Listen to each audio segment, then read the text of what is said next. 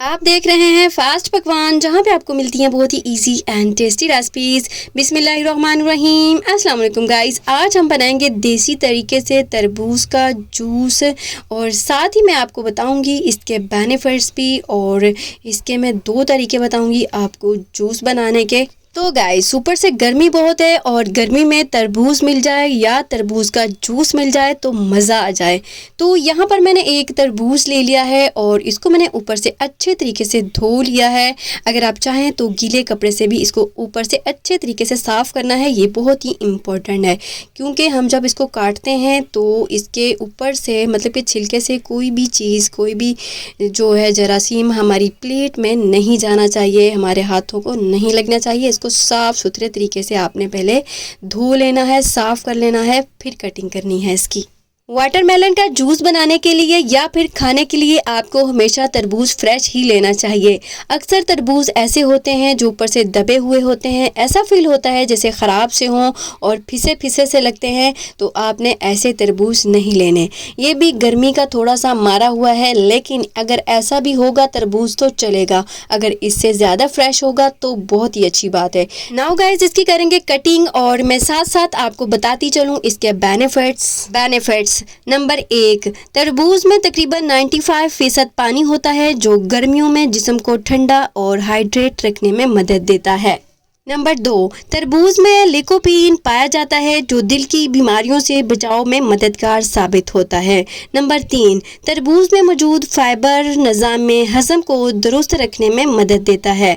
Number 4, तरबूज में मौजूद विटामिन ए, सी और पानी जल्द को नरम, साफ और चमकदार बनाता है, मतलब कि स्किन के जितने भी आपके प्रॉब्लम्स हैं उसको सॉल्व करता है। नंबर 5, कम कैलोरीज और ज़्यादा पानी की मिकदार होने की वजह से ये वज़न घटाने वाले अफराद के लिए बेहतरीन इंतखाब है। नंबर 6, तरबूज में सिट्रोलिन पाया जाता है जो एक्सरसाइज के बाद पट्टों के दर्द को कम करने में मदद देता है। नंबर 7, तरबूज में मौजूद विटामिन ए और बीटा कैरोटीन आंखों की बिनाई को बेहतर रखते हैं।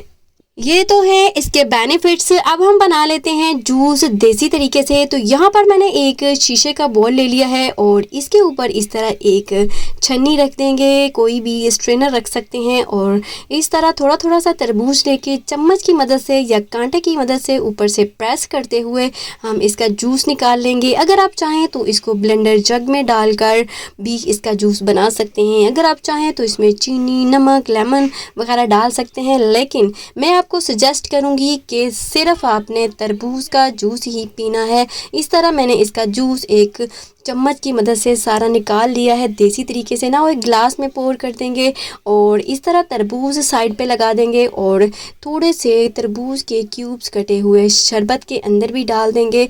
तो इसी तरह एंजॉय करेंगे। इसका सादा तरीका और सबसे बेस्ट तरीका है कि आप इसी तरह एंजॉय करें, इसी तरह पिएं। रियली ये बहुत ही टेस्टी फ्लेवरफुल सा ये शरबत बनकर तैयार हुआ है। अगर आप इसमें चाहें तो थोड़ा सा काला नमक मिला सकते हैं। काला नमक डालने से होगा ये कि इसका जायका थोड़ा सा इन्हेंस हो जाएगा, लेकिन अगर आप चीनी ना डालें तो अच्छा है। अगर आपको बहुत ज़्यादा पसंद है तो थोड़ी सी शामिल कर लीजिएगा।